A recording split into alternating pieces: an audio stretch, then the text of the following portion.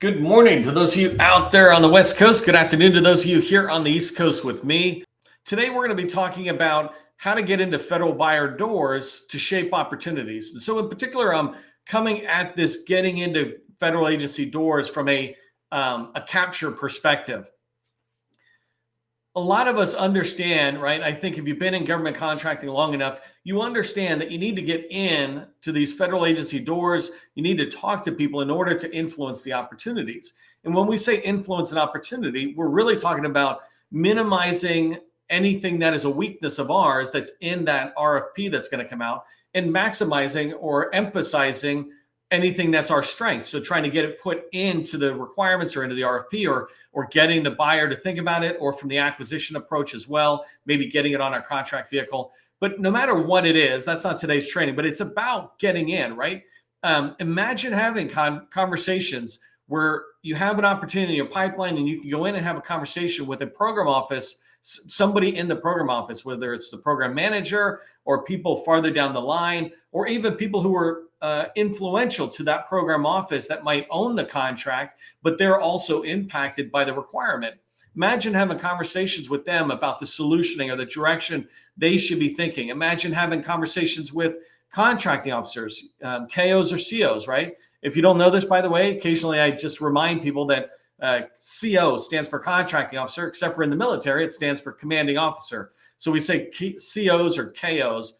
In the military, it's contracting officer, KOs. But imagine having conversations with the contract officer, the contract specialist, the acquisition professionals who were responsible for that opportunity you want to win, the ability to talk to them about which NAICS code or which contract vehicle, which set aside they're using, any of this activity. When you have these conversations, you're going to be able to influence the requirement. When you can have conversations, you're going to increase your likelihood of writing a winning proposal, because you're really writing it not just to what's on paper in an RFP, but also from what you've learned in conversations, right?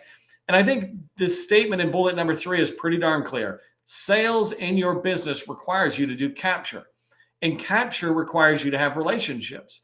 That's where we want to take you. That's the solution to getting into doors, is having relationships.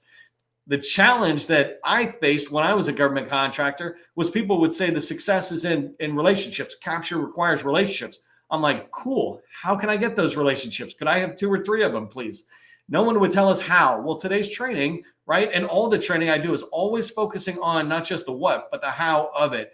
Today, I want to talk to you about digging your well before you're thirsty, right? This means thinking long-term, not just today and what you need today, but you're not thirsty today. You don't need those relationships today. You need them going forward in the out months and out years. And so digging your well before you're thirsty is what we'll start with. And then we'll talk about 2 big tips on how you can really increase your likelihood of getting into federal doors. And so the first one will be become a visible subject matter expert, right? Your company or yourself as a visible subject matter expert and a trusted advisor to the very people you're trying to get into, the agency buyers. Those agency buyers are no different than you. They're looking on the internet before they ever start pursuing a requirement in any official way. They're going out to the internet, right? We all do. That's just a way of life. And then I'm going to wrap up today with showing you some tips on how to maximize the value of industry day events. And so we'll dive into that. If you don't know who I am, my name is Neil McDonald. I want to welcome you to my federal sales training, where I provide tips for success in the federal market.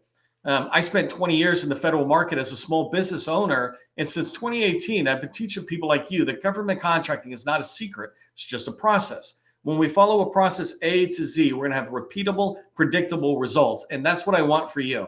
If today's training is about how do you get into agency doors in order to pursue opportunities more, then you need to have these relationships in place already. Otherwise, you're kind of looking desperate, right? I'm coming in, I'm trying to ask questions, the RFP is going to drop. But imagine if you get a head start 6, 12 months early, right? You start building relationships, and you truly are building this relationship with the interest of, how do I get to understand that other person? Not just how can they help me win, but how can I get to understand their agency, their program office, their needs, and share my needs?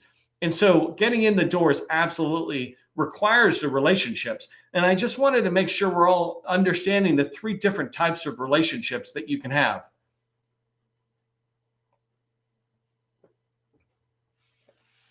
So in sales, there's three types of relationships. Focus or receptivity are these people who are willing to help you and they can navigate, but they really don't have any influence or impact on the sale.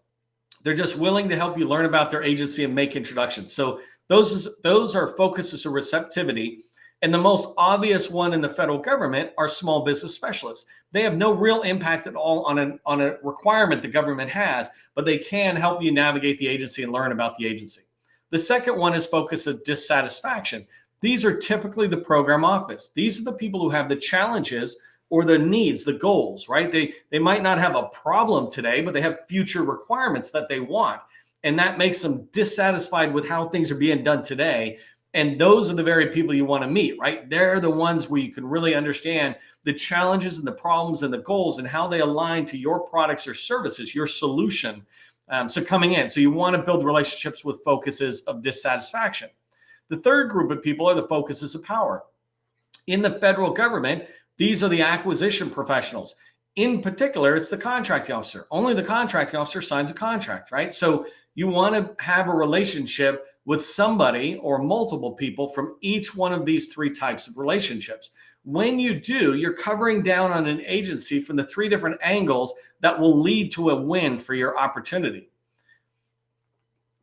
The other thing I wanted to put here, sometimes I find people are hesitant to give specific recommendations or numbers, but I say you should have 24 relationships, right? That's a good, and by the way, these are strategic relationships. So these are ones that you're investing a lot of time. The idea behind strategic relationships and general relationships you have within your network is that strategic relationships require a lot of energy, a lot of time commitment in there. Imagine your own personal relationships, right? You got maybe a lot of people you know people from church, you know people from work, you know people from the bowling league, whatever, but they're not all close friends. And think of a strategic relationship like a personal close friend. You have really only room for 3 to 5 close friends because they require a lot of energy. You're listening to their problems or their goals and their dreams of where they want to go. You're attending a lot of their events, their kids' events, or they go to their sporting events, or you're attending whatever. It takes a lot to have one close personal relationship. So 5 is a really good amount, right? You can have a lot of second tier friends, right? I don't mean it in a bad way. I just mean you're not investing and they're not investing as much time in it. But when we get together, we have a blast, right? I have a lot of people like that in sailing, for example. When we get together, it's like, oh, it's the best thing ever. But we don't do anything with the relationship when it's offline. But there's other people where I maintain the relationship. And in the professional side, you want that same time. You don't have to worry about 5 people because you don't have to invest as much time as you would a personal relationship. So I say you can have 24 relationships, 8 strategic relationships with these 3 types of people: receptivity, dissatisfaction, and power. So 8 of those relationships within an agency. That really, within one agency, right? Within your target agency, that really helps you get to know that agency and to begin to bounce back and forth and have people you can go to have conversations with. The 8 small businesses and 8 large businesses, these are fundamentally the top 8 winning prime contractors, small business and large businesses, at that same target agency. So it doesn't have to be the highest winning. It has to be the highest winning that align to what you want. You can help them and they can help you.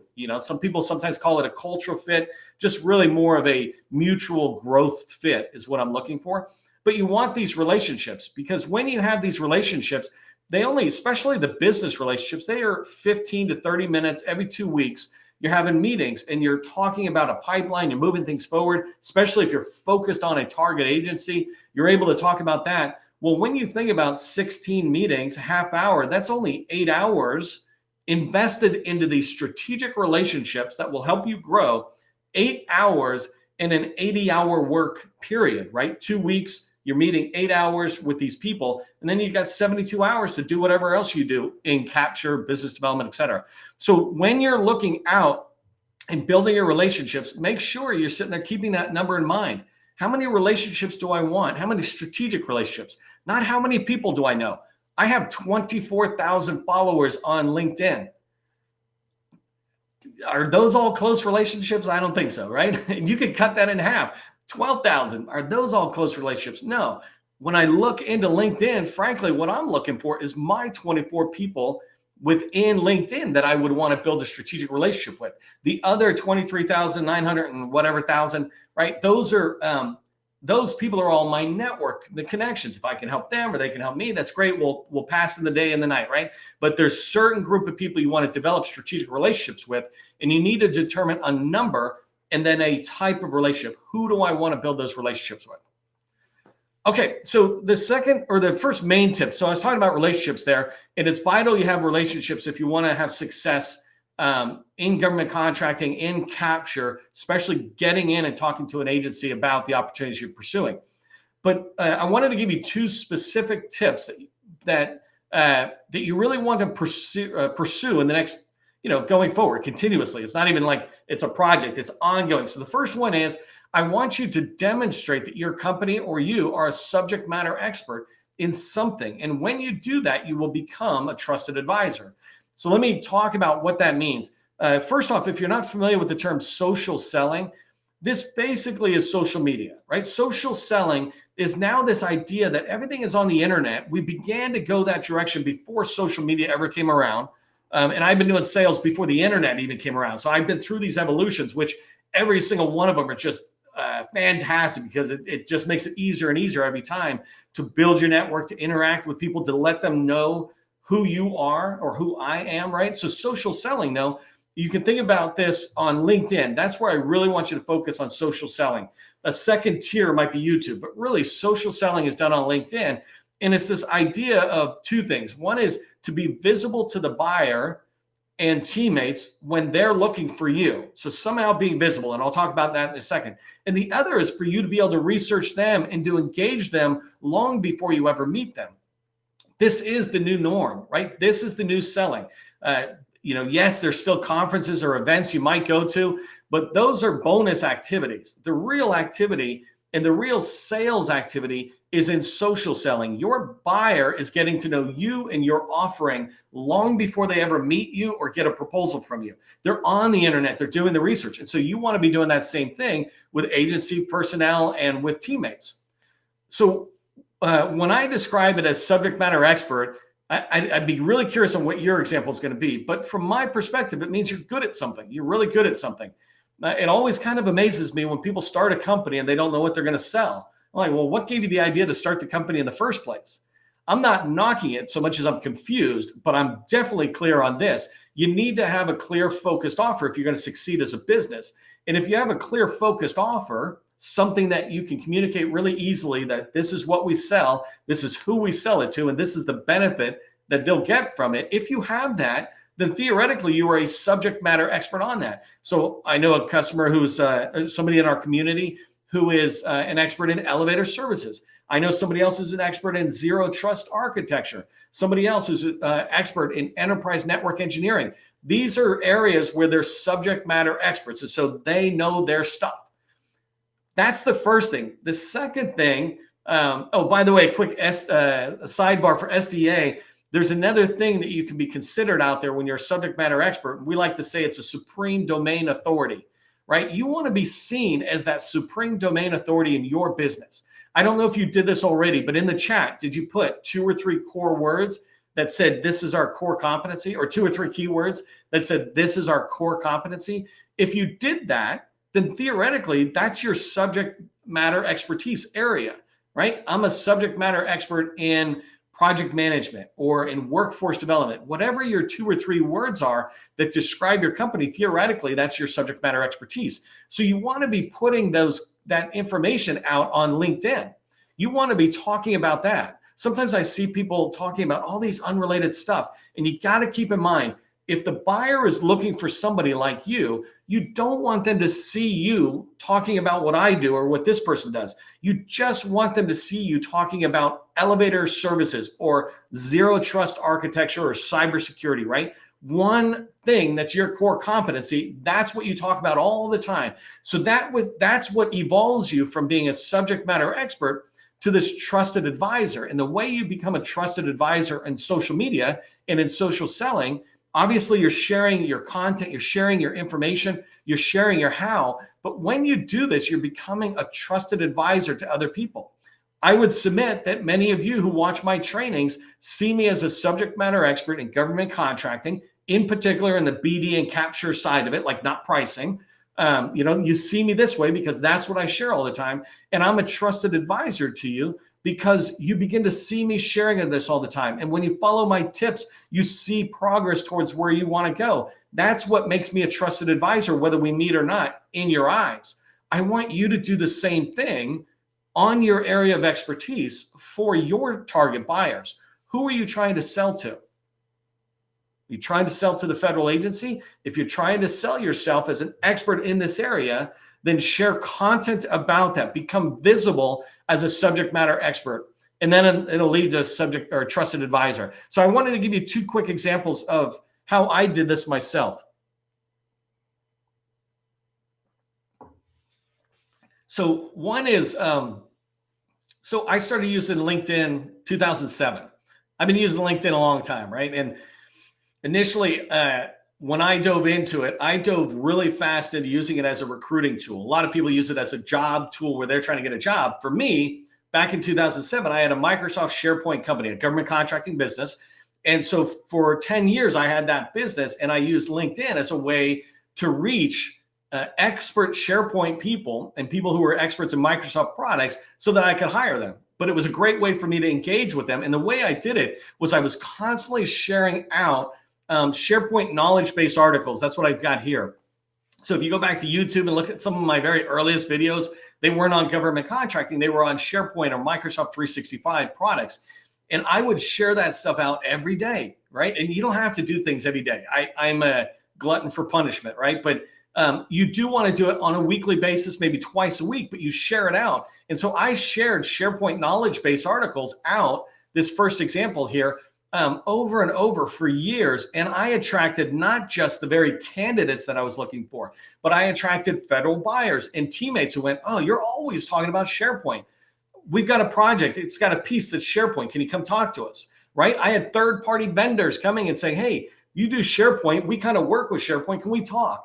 And so when you put your information out and you're free with the information you know around your area of expertise, you're going to attract the very people you want to reach. Second example is this very thing I'm doing right now, right? Since 2017, 2018, I started sharing government contracting tips on how to be successful as a small business owner or a small business within the government contracting space. In particular, I focused on sales. I said, yes, I've got experience across the entire government contracting spectrum. I've been a government contractor for over 20 years in 2 different companies. I got experience everywhere, but my true expertise is sales. Even in my last company, right? I wasn't the FSO or some of these other things. I was the salesperson, and that's the part I wanted to double down on. And so I've been doubling down on that since 2018, teaching tips constantly out there. And by doing that, it has enabled me to build a LinkedIn following of 24,000 people in the government contracting space. I have a newsletter that is a government contracting success newsletter with over 10,000 subscribers. These are 10,000 GovCon professionals who are subscribed to that newsletter. You can do the same thing in your space. You're not going to get to 10,000 subscribers right away, but if you get to 100, that's good. I have a particular business that I was just talking to this week, and I said, hey, I'm going to try to engage on some of your content and just double your followers in the next week or 2 just by engaging and letting my network know, right? I'm willing to help. You can do this yourself if you have subject matter expert information that you share. And so I really want to encourage you to do that. And I leave you with this one question before I move on. How can you start doing this today? What's your subject matter? What's your area of expertise, right? If you said, I'm just going to talk about this over and over, once a month, once a week, it doesn't matter. Definitely not once a day. But if you did this, what would your area of expertise be that you could be seen as a trusted advisor? And how can you start doing this today? Put that in the chat. If you're feeling comfortable, let me know. Okay, so I want to wrap up the training time because we'll end at 12:30 every day about talking about industry days. I feel like sometimes people miss on industry days, and I want to make sure you understand the value of industry days and how you can maximize what is shared during industry day events, et cetera. So the first thing is, what are industry days? These are just the government trying to communicate with industry. We are industry, they are government, right? And so industry days is just their chance to come forward and share information. The whole point of it is dialogue, Many of the agencies don't get it, and sometimes they just spew information at us, but that's okay too, because they spew a lot of good stuff that we can do something with. When there's dialogue, it's even better, but that's not what I'm talking about today. Another example of an industry day, it might be called a vendor outreach session, right? Not officially an industry day, but a vendor outreach session. It's the same idea, government trying to communicate with industry. One of my favorites is the advanced planning briefs to industry, and there's different titles, and I'll show you those in a minute. But with these advanced planning briefs, they just share all sorts of information about the people who are running their program offices, the focuses of dissatisfaction, and they talk about upcoming opportunities that you might be interested in pursuing. So let's go ahead and dive into that. So let me just pop over here. I'm going to show several different ones. So here's one I shared yesterday, and this is coming out of the Navy, out of NAVWAR, and this is Nywick Atlantic. And so if I just, and I'm going to go pretty fast because I'm watching the time here, and I want to show you the slides. You can come back here and watch the replay and slow it down. But this one here was just hosted last month, right? And if I pop through, let me come through here really quick. I'm going to go fairly fast.